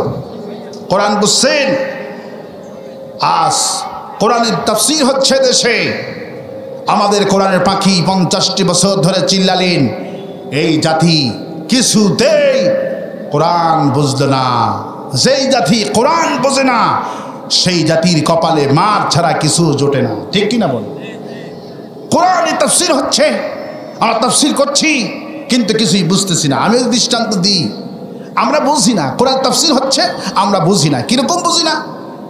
একটা ছেলের ওজন হলো 120 কেজি। কত কেজি? 120 কেজি ওজন। বয়স হলো মাত্র 30 বছর। কত বছর? 30 বছর বয়স, 120 কেজি ওজন। লক্ষণ খারাপ না ভালো? লক্ষণ খারাপ। ছেলে ডাক্তারের কাছে গিয়েছেন যে আমার একটা ওজন হইল কেন? ডাক্তার সাহেব সারাটা দিন টেস্ট ফেস করে বলছে, বাবা তোমার কোনো রোগ নাই, তোমার সমস্যা একটাই, ওজন। কি সমস্যা? তোমার ওজন কমাতে হবে। এই জন্য আমি তোমাকে প্রেসক্রিপশন করছি। আমার প্রেসক্রিপশন মতো যদি 1 মাস চলতে পারো, আল্লাহ পাকের রহমতে ওজন কমবা 40 কেজি। কত কেজি? ছেলে প্রেসক্রিপশনে ডাক্তারখানায় গেছে, চেম্বারে গেছে, ডিসপেন্সারিতে, যে বলছে ভাই আমাকে ওষুধ দেন তো। ডিসপেন্সারির লোকেরা ওষুধের প্রেসক্রিপশন নিয়ে দেখে, ডাক্তার সাহেব কোনো ওষুধ লেখে নাই, লিখেছে সকালে 3 রুটি আর সন্ধ্যায় হলো 3 রুটি। ছেলে প্রেসক্রিপশন নিয়ে মহারা, বেটা 800 টাকা ভিজিট নিল, কোনো ওষুধ লেখেনি। ডাক্তারের কাছে গিয়ে বলে, এই ডাক্তার সাহেব 800 টাকা ভিজিট নিলেন মিয়া, কোনো ওষুধ লেখেননি, শুধু লেখছেন রুটি। এটা হইল? ডাক্তার সাহেব বললো, বাবা আমি তো তোমাকে প্রথমেই বলেছি তোমাকে কোনো ওষুধ দিব না, কারণ তোমার শরীর ভালো, কিডনি ভালো, হার্ট ভালো, সব ভালো। ওষুধ দিব কি? তোমার ওজন সমস্যা, তুমি ওজন কমাও। আমার প্রেসক্রিপশন মতো ওজন কমাও, একটা মাস শুধু সকালে 3 রুটি আর বিকেলে 3 রুটি খাও, ওজন কমবা 40 কেজি, বুঝছো? ছেলে মাথা ঝাঁকি দিয়ে কয় স্যার বুঝছি। দরজার কাছে যেতে না যেতে আবার ব্যাগ, স্যার আর একটা কথা বোঝার বাকি ছিল। বলো কি বুঝনি স্যার? এই যে সকালে 3 রুটি খাবো আর বিকেলে 3 রুটি খাবো, এই রুটিটা ভাত খাওয়ার আগে খাবো না পরে খাবো? আচ্ছা বলেন, এ কিছু বুঝছে?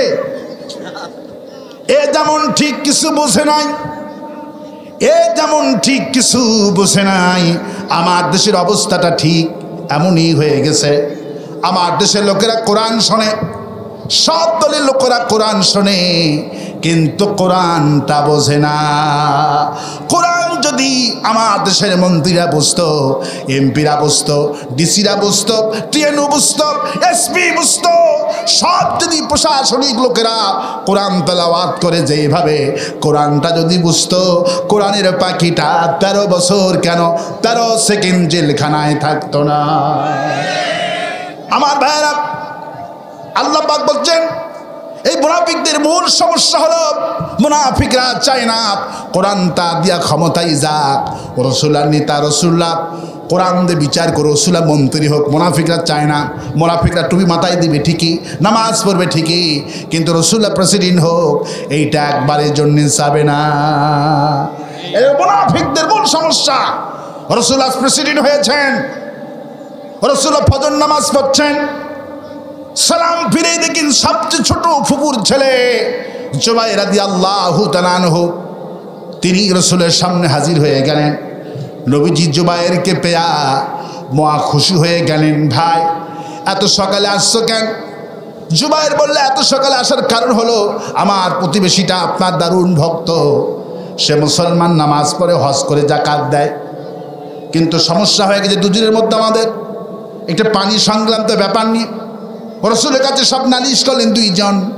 রসুল্লাহ শুনে মিলে জুবাইরের পক্ষে রায়টা দিলেন। জুবাইরের ফুফাতো ভাই তার পক্ষে রায়টা দিলেন। মসজিদ থেকে বের হয়ে গেলেন ওই মুসলমান এবং জুবাইর রাদিয়াল্লাহু আনহু। ওই মুসলমান বলছে, ভাই জুবাইর শোনো, এই বিচার আমি মানি না, কারণ তুমি বিশ্বনবীর ফুফাতো ভাই আর রসুল্লাহ স্বজন প্রীতি করছে, কর নাউজুবিল্লাহ। রসুল্লাহ রায়টা তোমার পক্ষে দিছে, আমি এই বিচারটুকুন মানি না। তাহলে কি করবা? বলো আমার একটা পছন্দ মতো বিচারক আছে, ইয়ং ম্যান জাস্টিস, নাম হলো ওমর ফারুক রাদিয়াল্লাহু আনহু, আমার খুব পরিচিত মানুষ, চলো ওমরের কাছে যাই আর বলি দেখি ওমর এবার কি বিচার করে। জুবাইর বললো অসুবিধা নেই, চলো। চলে গেলে ওমর রাদিয়াল্লাহু আনহু দরবারে। ওমর জুবাইরকে দেখা মাত্রই লাফ দিয়ে উঠেছে, বিশ্বনবীর ফুফাতো ভাই, আল্লাহু আকবার বলে। সম্মান আছে না নাই?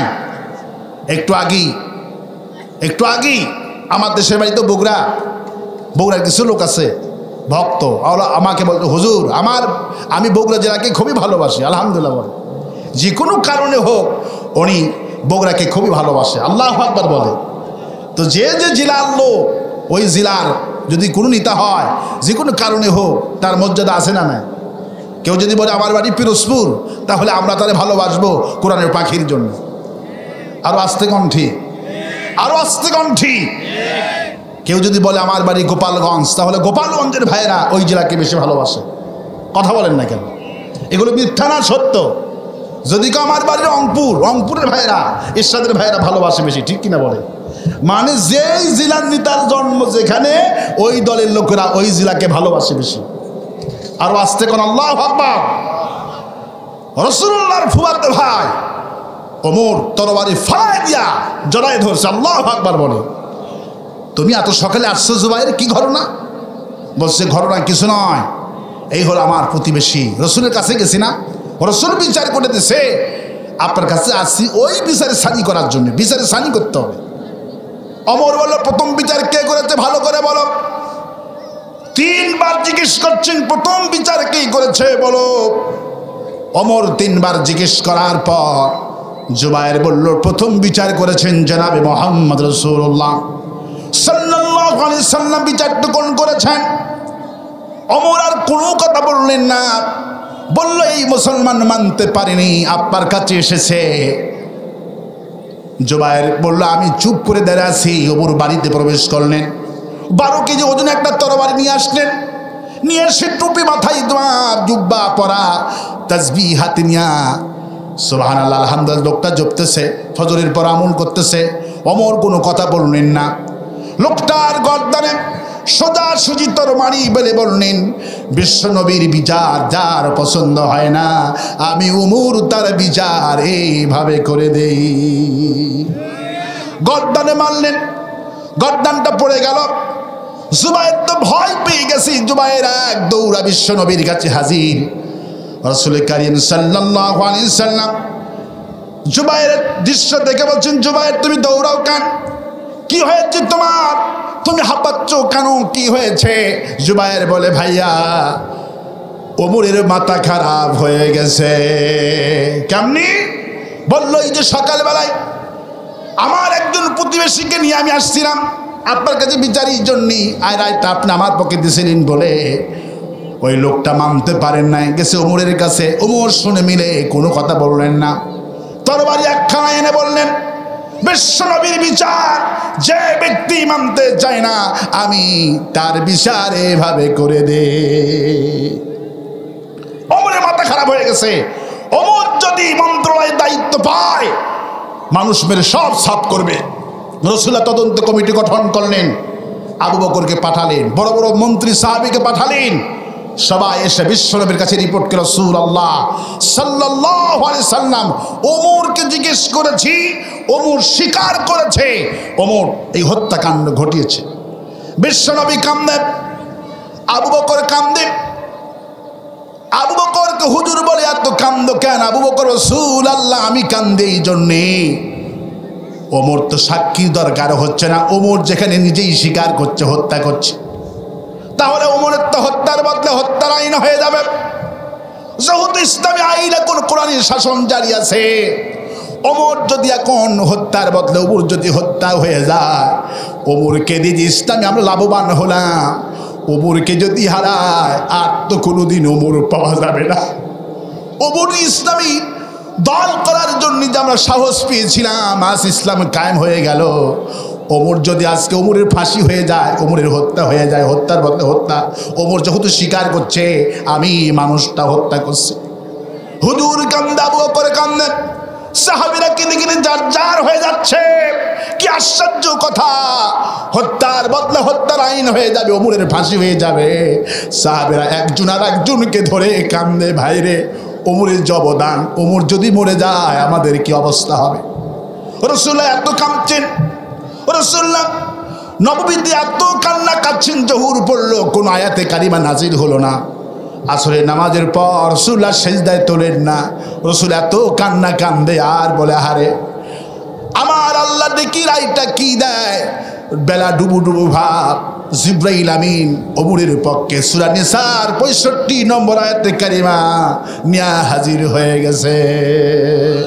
ফালা ওয়া রাব্বিকা লা ইউমিনুনা হাত্তা ইউহাক্কিমুকা ফীমা শাজারা বাইনাহুম সুম্মা লা ইয়াজিদু ফি আনফুসিহিম হারাজান মিম্মা কাদাইতা ওয়া ইউসাল্লিমু তাসলিমা।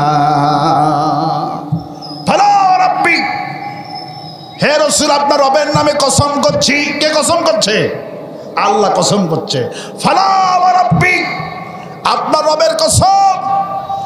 হাত্তা ইউহাক্কিমুকা ফীমা শাজারা বাইনাহুম, ইয়া রাসূলুল্লাহ আপনার বিচার করার পর যে ব্যক্তি বিচারটা মানতে পারে না, কলিজার মধ্যে দ্বিধাদ্বন্দ্ব হয়, সন্তুষ্ট হয় না, সুতরাং ওমর যেই ব্যক্তিকে হত্যা করেছে এই ব্যক্তি কোনো মুমিন না, এটা হলো মুনাফিক। এটা কি ফিক? এটা মুনাফিক। সুতরাং ওমর রাদিয়াল্লাহু তাআলা আনহু কোন কাফের হত্যা করে নাই, মুসলমান হত্যা করে, একজন মুনাফিককে হত্যা করেছে। সাহাবীরা আনন্দে উল্লাসে ফেটে পড়লেন, আহারে ওমরের আর কিচ্ছু হলো না। ওমরের জন্য আল্লাহ স্বয়ং ওমরের পক্ষে আয়াত নাজিল করে দিয়েছে। আর আস্তে কোন সুবহানাল্লাহ।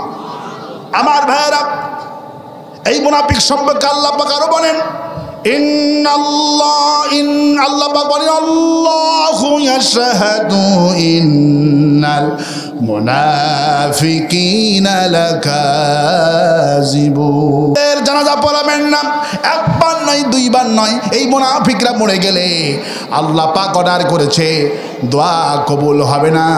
মুনাফিক হয় কাফেরদের মধ্য থেকে, মুনাফিক হয় না, মুনাফিক হয় মুসলমানের মধ্য থেকে। সেই যুগের মুনাফিক আব্দুল্লাহ ইবনে উবাইয়ের মাথার টুপি, রাসূলের চুলের কাটিং, উবাইয়ের চুলের কাটিং এক, রাসূলের জুব্বার ঝুল যেমন। আব্দুল্লাহ ইবনে উবাই লাইলাতুল কদর পেল। আমার দেশে অনেক মুনাফিক মুসলমান লাইলাতুল কদরের দিন এত কান্না কান্দে, হুজুরকে হাদিয়া দেয়।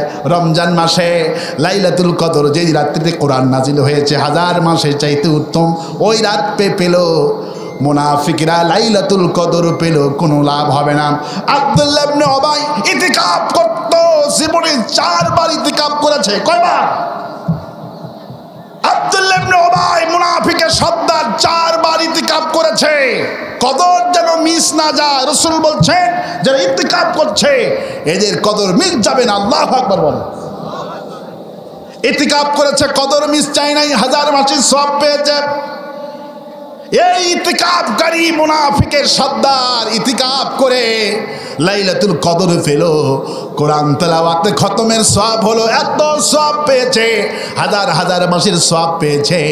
কিন্তু সব আমল ডিলেট, একটা কারণ কোরআনের শাসন চায় না, বরঞ্চ বিরোধিতা করেছে। মাথায় টুপি পরে, জুব্বা পরে, কোরআনের শাসন যেন কায়েম না হয়, টুপি জুব্বা তাসবিহ ব্যবহার করে সবচেয়ে গোপনে বিরোধিতা করেছে। এই জন্য লাইলাতুল কদর কাজে লাগেনি, নামাজ কাজে লাগেনি। আল্লাহ পাক অন্যত্র দলিল দিচ্ছেন, ওয়ামাইয়াবতাগি বলেন, ওয়ামাইয়াবতাগি গায়রাল ইসলামি দীনান ফালাই ইউকবালা মিনহু ওয়া হুয়া ফিল আখিরাতি মিনাল খাসিরিন। আমার ইসলাম বাদ দিয়ে আমি যে দল করতে বলেছি, এই দল বাদ দিয়ে যদি অন্য কোন ধর্ম, অন্য কোন তন্ত্র মন্ত্র করে, কোন আমল কবুল হবে না। দুনিয়ায় ক্ষতিগ্রস্ত, আখিরাতেও ক্ষতিগ্রস্ত। দুনিয়াও ক্ষতিগ্রস্ত, আখিরাতেও ক্ষতিগ্রস্ত হবে। আসফালি মিনান নার বলা হয়েছে, জাহান্নামের নিম্ন স্তরে যাবে মুনাফিকেরা। আর এই আব্দুল্লাহ ইবনে উবাইয়ের জন্য সূরা তাওবার 80 নম্বর আয়াত এবং 84 নম্বর আয়াত আল্লাহ নাজিল করে দিয়েছেন। কি বলেছেন দেখেন, মাথা খাটান, বুদ্ধি খাটান। পীরের মুরিদ হইলি জান্নাত পাবেন না। আমার দেশের অনেক মানুষের ইমান সহি নাই। অমুক হুজুর, অমুক পীর যদি আমার ইমামতি করে আমার কবরটা জান্নাত হবে, যদি অমুক হুজুরটা দোয়া করে আমার কবরটা জান্নাত হবে। এই নিয়ত যারা করবে শিরক করলেন, শিরক করলেন। শিরক বিল আযীম, সবচেয়ে বড় শিরক হবে, যুলমুল আযীম, বড় শিরক। কোন হুজুর ইমামতি করলে মুনাফিকের ইমামতি বিশ্বনবী নিজে করলেন। দেখেন কি কোরআন কি বলছে। এই মুনাফিকের সর্দারির জন্য জানাজা এবং ইমামতি নিয়ে আল্লাহ পাক কি আয়াত নাজিল করেছেন, সেটি আজকে আমরা সূরা ইখলাস থেকে তাফসীর করতেছি। আমার বন্ধুগণ, শুধু কোরআন শরীফ তেলাওয়াত করলে হবে না।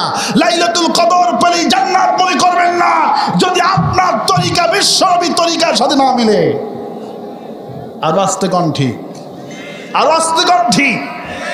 আব্দুল্লাহ ইবনে উবাই মরার একটু আগে ছেলেকে বললেন, ছেলেরা আমি যখন মরে যাব আমার ইমামতি যেন বিশ্বনবী নিজে করে, বাজার থেকে নতুন কাপড় যেন না কেনা হয়, বিশ্বনবীর পাখরি দিয়ে যেন আমার কাপড়ের ব্যবস্থা করা হয়। তাই করা হলো। রসুল যেন কবরে নামায়, তাই করা হলো। ছেলে বলে, রসুল আল্লাহ আব্বা ওসিয়ত করেছেন আপনার কাপড় মাথার পাখরি দিয়া আমার আব্বা কাপড় ব্যবস্থা করতে হবে। হুজুর দিয়ে দিলেন। আল্লাহ রসুল ইমামতি করলেন, কবরে নামালেন বিশ্বনবী।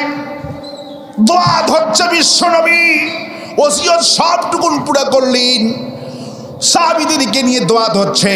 সঙ্গে সঙ্গে জিবরাইল আমিন দোয়ার মধ্যে আয়াতে কারিমা নাজিল করলেন, ইস্তাগফির লাহুম আও লা তাস্তাগফির লাহুম ইন তাস্তাগফির লাহুম 70 মাররাতান ফালাই ইয়াগফিরাল্লাহু লাহুম যালিকা বিআন্নাহুম কাফারু বিল্লাহি ওয়া রাসূলিহি ওয়াল্লাহু লা ইয়াহদিল কওমাল ফাসিকিন। ইস্তাগফির লাহুম, মাথা খাটান আমার প্রিয় ভাইরা। এই আয়াত কারিমা যে দিন থেকে আমরা হুজুর ক্লাসে পড়িয়েছে, সেই দিন থেকে আমার আজ পর্যন্ত এই আয়াত নিয়ে আমি রাত দিন ব্যস্ত থাকি। আমরা কত লোকের দোয়া করি, রাসূলুল্লাহ দোয়া করছেন কবরের পাশে, আল্লাহ বলছে হুজুর ইস্তাগফির লাহুম আওলা তাস্তাগফির লাহুম, আপনি এই কবরবাসীর জন্য দোয়া করেন অথবা দোয়া না করেন, সাবঈনা মাররাতান, যদি আপনি লাগাতার ৭০ বার দোয়া করেন তবুও দোয়া কবুল হবে না। মাথা খাটান, বুদ্ধি খাটান, বিশ্বনবীর দোয়া ক্যান্সেল হচ্ছে। সাবঈনা মাররাতান, একবার নয় দুইবার না রাসূল ৭০ বারও যদি দোয়া করেন। এই মুনাফিকের সাবধান ছিল, কোরআনটা দিয়া চুরি করলে হাত কাটা আইন আমি আল্লাহ কোরআনই দিয়েছি না। এই মুনাফিক এই হাত কাটা আইন যেন সমাজে না প্রতিষ্ঠা হয়, মসজিদের ভিতরে ষড়যন্ত্র চালিয়েছে, আর আপনি প্রধানমন্ত্রী হন, এই মুনাফিক একটা বারের জন্য চাইতো না। সাবঈনা মাররাতান, যদি ৭০ বারও দোয়া করেন আল্লাহ কিছুতেই দোয়া কবুল করবে না। আল্লাহু আকবার বলে। এখানেই শেষ না আমার ভাইরা, দোয়া করা শেষ। আর একটু দূর আসলেন, আর একটু দূর আসছেন, আল্লাহ পাক কাছ থেকে পরিষ্কার করে বললেন কি সেই দোয়া শোনেন, ওয়ালা তুসাল্লি আলা আহাদিম মিনহুম মাতা আবাদান ওয়ালা তাকুম আলা কবরিহি ইন্নাহুম কাফারু বিল্লাহি ওয়া রাসূলিহি ওয়া মাতু ওয়া হুম ফাসিকুন। হে নবী, আজ থেকে যদি ওয়ালা তুসাল্লি, আজ থেকে জানাজা ইমামতি করবেন না। আল্লাহু আকবার বলেন। আজ থেকে ওয়ালা তুসাল্লি আলা আহাদিম, আজ থেকে ইমামতি করবেন না, জানাজা পড়াবেন না। কোনো মুনাফিক যদি আজ থেকে মরে যায়, ইমামতি করা আমি আল্লাহ হারাম করে দিলাম। আলা কবরিহি, তাদের কবরের পাশে বসে আর দোয়া করবেন না। অবস্থাটা কি দাঁড়াবে আমার ভাইরা, চিন্তা করেন। এই জন্যে মুনাফিক আমরা হব না। টুপি মাথায় দিয়া হাজী সাহেব সেজে কোরআনের রাজ প্রতিষ্ঠা যারা করে তাদের নামে মামলা দিই, আর মরার পরে ছেলেরা কোরআন হাফেজদেরকে নিয়ে এসে হাফেজ সাহেবদেরকে দিয়ে কোরআন খতম করায়, মাদ্রাসা বানায়, মসজিদ বানায় বাবার নামে। মনে মনে ভাবেন বাপের কবর বোধহয় জান্নাত হয়ে গেছে। বাপ যদি নিজেই কোরআন বিরোধী হয়, ছেলে যদি বাপের নামে মাদ্রাসা বানায়, মসজিদ বানায়, হাফেজদের খাওয়ায়, 1 পয়সার সওয়াব আল্লাহ দেবে না। 1 পয়সার সওয়াব হবে না। আল্লাহ পাক ডাইরেক্ট বলেছেন, এই মুনাফিকরা মরে গেলে রাসূলুল্লাহ মৃত্যুর আগে 40 জন মুনাফিকের লিস্ট আল্লাহ জানিয়ে দিলেন। কয়জন? 40 জন মুনাফিকের লিস্ট আল্লাহ দিয়ে দিলেন। আর রাসূল করিম সাল্লাল্লাহু আলাইহি সাল্লাম বললেন, সাহাবীরা আমি বাঁচি অথবা মরি, এই 40 জন মুনাফিকের লিস্ট আল্লাহ আমাকে দিয়েছেন। এই 40 জন মুনাফিক মরে গেলে কোন সাহাবীরা এই মুনাফিকের জানাজায় শরীক হবে না। রাসূল হুযায়ফাকে লিস্টটুকুন দেওয়া হলো। আবু বকর ওমর কেঁদে কেঁদে হুযায়ফার কাছে গিয়ে বলে, হুযায়ফা, মুনাফিকের লিস্ট যেহেতু আল্লাহ হুজুরকে দিয়েছে, আর হুজুর তোমাকে লিস্টটা দিয়েছে, দেখো তো মুনাফিকের খাতায় আমাদের নামটা আছে নাকি। হুযায়ফা আবু বকরকে বলে, আপনাদের ব্যাপারে আল্লাহ সন্তুষ্ট আয়াত নাজিল করেছে, আপনি কোনো মুনাফিক হবেন। ওমর বারবার গেছে, হুযায়ফা লিস্টটা আমাকে দেখাও, অথবা আমাকে বলো মুনাফিকের খাতায় আমার নামটা আছে নাকি। সাহাবীরা বারবার হুযায়ফার কাছে গিয়ে কান্দিন। হুজুর বলতেন, হুযায়ফা কোন লোকটা মারা গেলি সাহাবীরা একে অপরের দিকে তাকাতো, হুযায়ফা এই জানাজায় আসছে নাকি? যদি হুযায়ফা জাতিন সাহাবীরা বুঝতেন এই লোকটা মুমিন মুনাফিক নয়, যেহেতু মুনাফিকের লিস্টটা রাসূলুল্লাহ হুযায়ফাকে দিয়ে গেছে। আমার ভাইরা, যেই জানাজাতে হুযায়ফাকে সাহাবীরা পেত না, আস্তে করে ওই জানাজা থেকে কেটে পড়তেন। সাহাবীরা বলতেন যেহেতু মুনাফিকের লিস্টটা হুযায়ফার কাছে আছে, হুযায়ফা রাদিয়াল্লাহু তাআলা আনহু আসেনি মানে এই লোকটা মুনাফিকের লিস্টে আছে। মুনাফিক যেই জানাজাতে হুযায়ফা নাই, ওই জানাজায় সাহাবীরা আস্তে করে কেটে পড়তো। আমার ভাইরা, মুনাফিকরা কোরআন তেলাওয়াত করবে ঠিকই, এরা কোরআনের শাসনটা যাবে না। চুরি করলে হাত কাটা আইনটা আল্লাহ দিছে। এরা নামাজ পড়বে, হজ করবে, যাকাত দিবে, চুরি করলে হাত কাটা আইনটা চাবে না। সমাজে রাষ্ট্রে যেই লোকগুলি হাত কাটা আইন চায় তাদের নামে মিথ্যা মামলা লাগা। আরো আস্তে কোন ঠিক, আরো আস্তে কোন ঠিক। আমার বন্ধুগণ, আমার ভাইয়েরা, এই জন্য আল্লাহ পাক বলছেন কুল হুয়াল্লাহু আহাদ। পড়েন কুল হুয়াল্লাহু আহাদ আল্লাহুস সামাদ লাম ইয়ালিদ ওয়া লাম ইউলাদ ওয়া লাম ইয়াকুল লাহু কুফুয়ান আহাদ। আল্লাহ এক, আল্লাহর আইন এক, আলা লাহুল খালকু ওয়াল গাম। আল্লাহ যদি এক হয়, আল্লাহর কোরআন যদি এক হয়, তাহলে জমিন দিয়েছেন যিনি, কোরআন দিয়েছেন তিনি। আল্লাহরে মানি কিন্তু কোরআনের শাসন মানি না।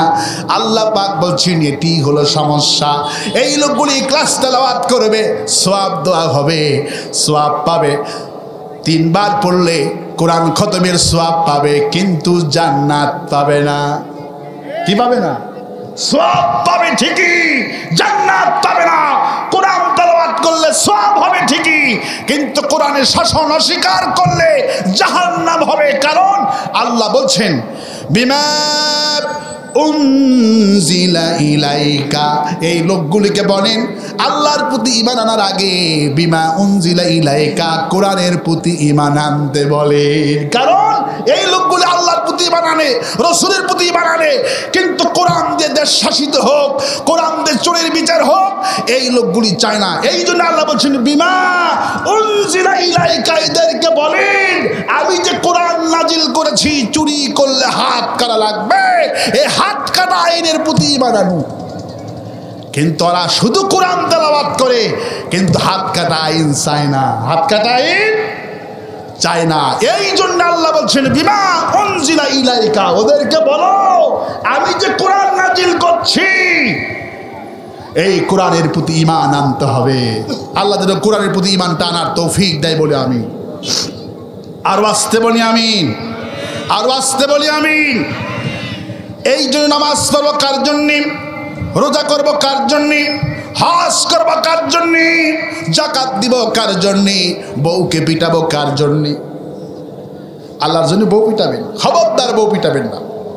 রাসূলুল্লাহ বলছেন খায়রুন নাস আহলিহি, ওই পুরুষ ভালো পুরুষ যেই পুরুষ তার বিবির কাছে ভালো হয়ে যায়। সুবহানাল্লাহ বলেন। ওয়াশিরহুন্না বিল মারুফ, আল্লাহ পাক অর্ডার করছেন, तमाम পৃথিবী পুরুষকে অর্ডার করছেন তোমার স্ত্রীর সাথে ভালো ব্যবহার করা আমি আল্লাহ ফরজ করে দিলাম। সুবহানাল্লাহ বলেন।